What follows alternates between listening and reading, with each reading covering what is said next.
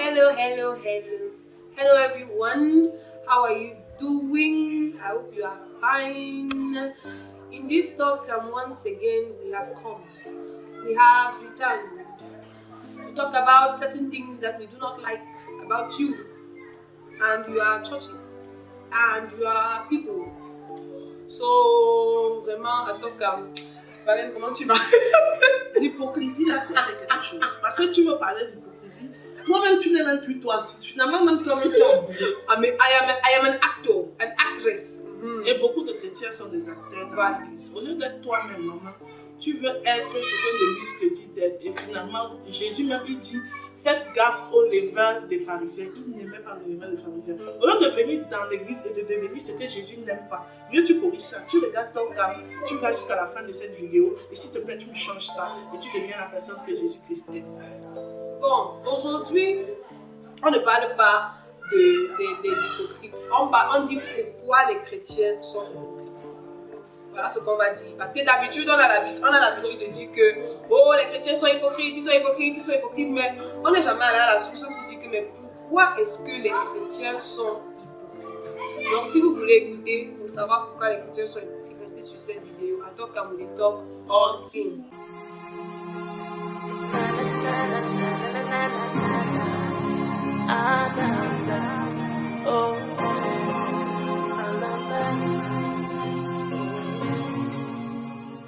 Bon, premièrement, il faut savoir que la religion en général, c'est un endroit, c'est-à-dire que partout où il y a une forme de religion, les gens sont hypocrites. La religion en général encourage l'hypocrisie. C'est comme on dit en anglais, the breeding ground for hypocrisy. C'est-à-dire que c'est un endroit favorable à la croissance de l'hypocrisie. Donc c'est normal, c'est naturel si c'est la religion. Mais nous avons dit que la foi chrétienne, ce n'est pas une religion, c'est une relation avec Dieu. Voilà pourquoi nous devons comprendre qu'est-ce qu'il y a dans notre foi, dans nos églises, dans nos vies qui favorise l'hypocrisie. Amen. Amen. Voilà. Donc la première chose, c'est que les chrétiens, certains chrétiens, pas les chrétiens en général, mais certains chrétiens ne savent plus aimer quelqu'un qui démontre encore des faiblesses. C'est-à-dire, je prends l'exemple, quelqu'un vient à l'église, tu viens de rencontrer la personne et puis un jour la personne t'avoue que, ou alors tu découvres que ta sœur a beaucoup de show avec qui elle parlait everywhere in town et tout, etc. Le chrétien ne sait plus faire la différence, c'est-à-dire que haïr le péché mais aimer le pécheur, prendre le pécheur mais dire que ce que tu fais ce n'est pas bien, mais je viens quand même chez toi chaque jour te rendre visite. À l'époque, il y avait ça beaucoup, mais aujourd'hui, on a l'impression que ça diminue un peu. Avant l'émission, tu me disais quelque chose d'intéressant, que les gens se confessaient les péchés les uns aux autres et ça les aidait à... Oui, parce qu'aujourd'hui, on encourage que la confession vers le pasteur. Cependant, quand tu vas chez le pasteur, souvent, il n'est pas la figure même de la personne qui peut te comprendre. Mais quand tu vas, par exemple, tu es une jeune mariée, tu vas chez une autre jeune mariée et que tu parles, tu vas comprendre qu'elle vit des choses que tu vis. Et du coup, elle peut t'aider là où elle s'en sort, ou tu peux l'aider là où tu t'en sors. Mais si tu dois toujours aller chez un leader qui déjà même tu as déjà des appréhensions, tu n'es pas sûr que tu seras compris chez la personne. Et Jésus a encouragé ça, que confessez-vous les péchés des uns des autres, parce qu'il considérait qu'entre vous, de même classe d'amitié, de la chorale ou quoi, vous pouvez vous confesser les péchés et vous comprendrez mieux. Mais nous, on a tout dirigé vers une seule personne et du coup, c'est compliqué d'aller se confesser. Et puis aussi, le fait que les chrétiens n'arrivent pas à s'aimer jusqu'à, c'est-à-dire que loving each other into perfection, into becoming more and more like Christ, is also, the problem is also what you just said, we don't confess to each other. It means you have an issue maybe with a lie, I have an issue with pride. I don't tell you that, I said, I don't come to you and say, sister, I have an issue with pride. The day I come and tell you, and I've noticed that in many relationships, every time I open up and I'm vulnerable, the person next to me opens up and is vulnerable. But if you never open up, the person next to you will never open up. Donc, le jour où tu vas te lever, tu vas dire à une soeur que maman, j'ai des problèmes avec le mensonge. Elle aura la facilité à te dire que j'ai des problèmes avec la fornication. Sauf que ce n'est pas parce que tu as un problème avec le mensonge que tu as un problème avec la fornication. Donc, tu peux être forte là. Et tu peux pouvoir aider la sœur en lui donnant des conseils, en l'aimant. Et moi aussi, la sœur peut-être n'a pas de problème avec le mensonge. C'est même pour ça qu'elle a pu te dire qu'elle a des problèmes avec la fornication. attention, hein, c'est une menteuse, elle ne te dirait pas ça. Et elle peut te soutenir dans ton combat à toi. La Bible est claire. Lorsqu'on passe le temps à se juger, à se condamner les uns les autres, quand je dis juger, ça ne signifie pas que je viens voir Valette, je dis à Valette que ce que tu as fait là n'est pas bien. C'est pas ça, juger. Juger, c'est que tu te mets sur la place publique et tu déclares que la personne-ci est coupable et doit aller seulement en enfer. Parce que inconsciemment, involontairement, c'est ce qu'on fait croire aux gens. Que comme tu as péché là, tu n'es plus digne de Christ. Alors que Christ est venu pour le pécheur. Christ a dit qu'il est venu pendant que nous n'étions pas encore, pendant que nous étions encore pécheurs. C'est là que Christ nous a aimés. Et il nous demande de nous aimer les uns les autres comme lui, il nous a aimés. Donc si je t'aime comme Christ m'a aimé, ça veut dire que je t'aime pendant que tu manifestes des choses que je n'aime pas. C'est-à-dire, pendant que tu fais encore ce que je n'aime pas, je t'aime. Je continue à t'aimer. Je continue à te dire que ce que tu fais ci, ce n'est pas bien. La Bible est contre ça, mais je t'aime quand même. Et quand on juge les gens, ça crée une mentalité de fake it till you make it. Et finalement, les gens people don't make it at the end of the day. You pretend to be perfect, but you don't end up becoming perfect. Because the Bible is clear. Celui qui cache ses transgressions ne prospère pas. C'est celui qui les avoue et les délaisse qui trouve grâce. Et maintenant, on refuse d'accepter qu'il y a un processus entre avouer et délaisser. C'est-à-dire qu'on se dit que comme tu as avoué, là, si tu refais une deuxième fois, c'est que tu n'es pas prêt à délaisser. Alors que toi-même, quand tu te bats avec le mensonge, quand tu retombes, tu pleures encore devant Dieu, toi-même, tu sais que tu veux laisser. Mais tu commences par avouer. Et donc, c'est-à-dire qu'il y a un processus pour y arriver, mais parfois, on refuse d'accepter cela. Donc voilà une des raisons pour lesquelles les gens sont souvent hypocrites, parce qu'il faut paraître ce qu'on n'est pas, parce qu'on n'a pas envie de se confier, on est obligé de porter un masque. Et après, quand vous découvrez la vraie personne, on dit qu'il s'est caché, il ne s'est jamais caché, mais il n'a pas trouvé. Il n'était pas en sécurité avec vous. Il n'a pas trouvé. Voilà, et puis la deuxième chose pour moi, c'est que l'Église, quelque part, n'encourage pas la diversité et la différence. C'est-à-dire que quand quelqu'un arrive et la personne est différente, on veut condamner la personne ou on veut assimiler la personne. Donc, si on sent qu'on veut assimiler la personne, on n'arrive pas, on commence à persécuter la personne.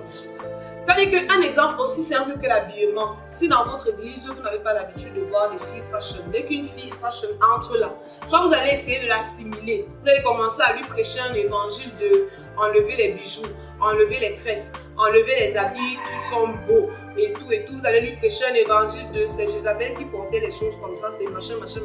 Si vous voyez que ça ne donne pas sur elle, vous allez commencer à la rejeter. Que non, la sœur là n'est pas bien. Quand tu vois son habillement là, c'est ça qui attire la convoitise et ça attise la convoitise. Quand vous voyez ces habits là, est-ce que tu vois qu'elle a l'argent pour acheter ça? Non, il lui faudra un sugar daddy pour pouvoir l'entretenir et acheter tous les habits là. Vous voyez que l'église, c'est-à-dire qu'on ne prône pas la diversité. On n'encourage pas ce qui est différent. Ça peut être différent, mais ce n'est pas le péché. Si c'est le péché, on dit que non, c'est le péché. Mais juste parce que quelqu'un est différent, tu cherches des versets bibliques pour condamner la personne, pour que la personne change et devienne comme toi. Si tout le monde était comme toi, la terre ne serait pas un meilleur endroit. La terre serait un endroit ennuyeux parce que tu es ennuyeux toi seul. C'est pour ça que personne ne peut rester avec toi tous les jours. Tout le monde a besoin de sortir un peu. Donc vraiment, il faut essayer de changer ça. Oui, qu'on laisse les gens être comme ils sont quand ils viennent et compter sur la parole de Dieu pour leur transformation. Parce que si vous leur imposez quelque chose, ils deviennent une autre personne. Et ça sert à rien. Jésus n'a pas besoin des gens qui portent un masque. Il veut des gens qui sont transformés. Ça veut dire que quand elle est transformée, elle ne s'habille plus comme ça, elle ne parle plus comme ça, sans que quelqu'un ne vienne lui demander quoi que ce soit. Et c'est ça que Jésus dit. Et puis même, on remarque que chacun des disciples avait son tempérament, mais Jésus les prenait comme ça.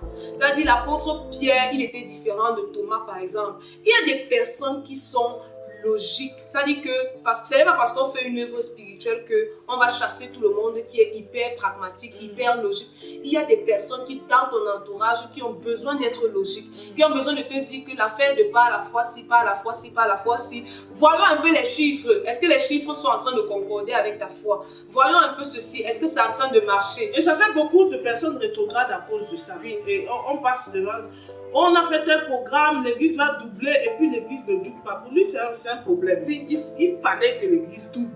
Mais toi, tu vas dire non, voilà, on passe sur ça, prochain programme, après prochain programme, après. Et rien n'évolue. Au final, soit il fait semblant, soit il quitte. Voilà. Pour les plus honnêtes, ils Voilà. parlent. Et aussi, aujourd'hui, beaucoup de sujets dans l'église, par exemple, on en parlait à propos de la polygamie, à propos peut-être de l'esclavage, même à propos...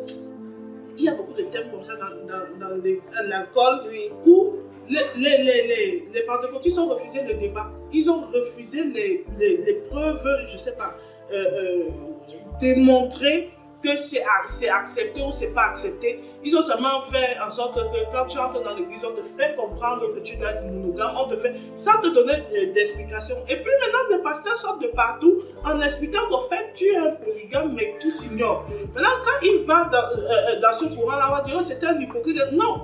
À un moment, expliquez les gens Vous n'avez pas les choses telles qu'elles sont. Oui. Et laissez-leur le libre arbitre d'accepter de boire ou de refuser de boire, ça n'engage que la brebis. Mais si toi, tu les contrains, ici, on ne va, ok, le jour qu'il a soif et que tu n'es pas là, il boit.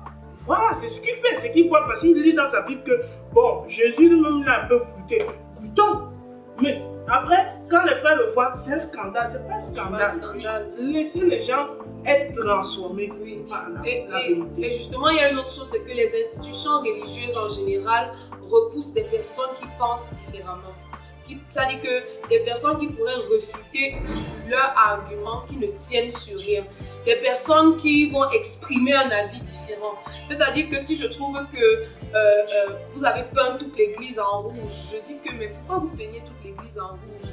Tu deviens un suspect du pasteur parce que tu as posé cette question, parce que tu as pensé différemment, because you think out of the box. Donc pendant que le monde célèbre ceux qui pensent out of the box, l'église ou alors les institutions religieuses en général veulent garder les gens dans un box ou qui ne pensent pas. C'est-à-dire on a l'impression qu'à chaque fois que tu vas demander mais pourquoi le pasteur a le droit de tout faire et que la brebis n'a pas le droit? Pourquoi est-ce que quand le pasteur s'est avéré qu'il a couché avec telle sœur, pourquoi il n'est pas suspendu? Pourquoi il ne prend pas un temps de recul? Pourquoi il ne prend pas une retraite? Alors que quand l'autre va faire, on va te dire que mais tu penses, tu viens penser à l'église. On t'a pas dit qu'on laisse le cerveau dehors quand on en dit cela. Tu penses ici là, tu viens ici là penser. Et moi je pense que poser la question, là n'est pas le problème.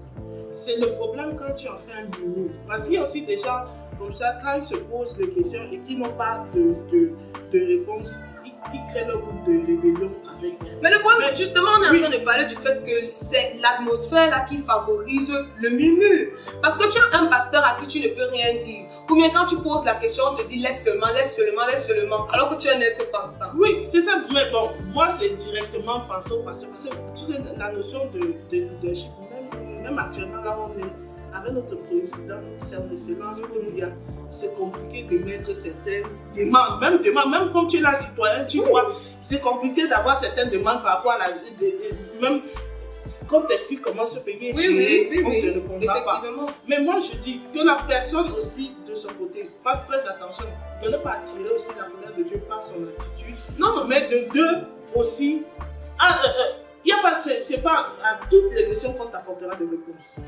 C'est clair que ce n'est pas à toutes les questions qu'on t'apportera des réponses, mais si on apporte... Et quand quelqu'un pose la question, faites aussi gaffe à la façon dont vous gérez les questions, même si elles sont indélicates, je ne sais pas comment expliquer ça.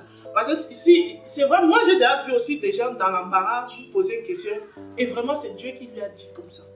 Et quand il vous dit, Dieu m'a dit comme ça, pour quelqu'un de logique, ce n'est pas une réponse. Non, moi je ne suis même pas contre ça. Moi mon souci c'est ça, c'est que ça c'est par exemple une direction que le leadership donne. Mais je parle des questions, c'est-à-dire que les questions que nous nous posons aujourd'hui, parce qu'à Tokam à la base on s'est dit, on va dire tout ce que les gens disent tout bas. Les questions que les gens se posent aujourd'hui de manière concrète. Pourquoi le pasteur quand il a couché avec la sœur X, il n'a pas été mis sous discipline? Pourquoi est-ce que c'est quand son assistant a couché qu'on est venu l'exposer sur le pupitre ou bien on a mis sous discipline? Pourquoi le pasteur n'a même pas pris un temps? On a demandé pourquoi est-ce que quand le musicien a enceinté la choriste, on ne les a pas mis sous discipline? Ou alors la choriste, on l'a mis sous discipline, le musicien on l'a laissé. Pourquoi est-ce que le gars qui est talentueux à la chorale là, tu vois, on se pose les questions, pourquoi est-ce que le gars qui est talentueux à la chorale là, pourquoi est-ce que lui quand il fait des gaffes on ne le punit jamais? C'est la fille qui chante mal là qu'on punit. Tu as dit talentueux, toi tu chantes mal. Voilà. Il y a des gens quand même des questions que vous posez, mais on doit courir les têtes. Voilà, pourquoi? Et c'est des questions réelles que les gens se posent. Et quand l'Église passe son temps à faire comme ça, on ne donne pas de réponse concrète aux gens. Les gens deviennent des hypocrites. Parce que quand on t'a montré que si tu penses, tu es quelqu'un de mauvais, pour ne pas paraître comme quelqu'un de mauvais, tu fais comme ça, là, tu dis, ok, je fais comme si je ne pense pas ça, alors que je pense ça. Alors que je pense ça dans mon cœur. Voilà pourquoi des pasteurs... Mais en pensant, n'oublie pas que les gens se dépassent. Tu n'as pas la raison, mais ça suffit que pour bien vivre. Voilà, des choses comme ça. Justement, et c'est justement ça qui favorise l'hypocrisie. Parce que j'ai remarqué que dans certaines assemblées, quand le pasteur est là, daddy, oh mon daddy, le jour où on enlève. Eux-mêmes, ils connaissent déjà. Tout ça, là, le respect qu'on leur donne, c'est là de l'hypocrisie. Pourquoi alors c'est comme ça? Parce que vous refusez que... Ça veut dire que vous refusez de laisser les gens passer. On vous endure. Ce qui est vrai, c'est qu'à un moment, le peuple en a marre. Trop de réponses, de questions sans réponse. Trop de plaintes qui ne sont pas traitées. Trop d'injustices. Et le pire, c'est qu'on ne peut même pas te parler. Donc, le jour que tu crois, tout le monde fait... Oh, merci Seigneur. Oui, c'est vrai. Et parce que l'Église a interdit. Pourtant, hein, on a vu, on lit tous nos Bibles, on voit comment Jésus s'est comporté. D'abord, le Saint-Esprit, Dieu a envoyé à nous, donc quelqu'un de permanent, que tu peux tout dire, il entend tout. Il voit toutes tes saletés, il voit toute ta pauvreté, rien n'est caché. Jésus qui était là, il marchait avec ses 12 gars là, qui avaient chacun sa part de défauts. Il y avait même son traître parmi. Il a accompagné.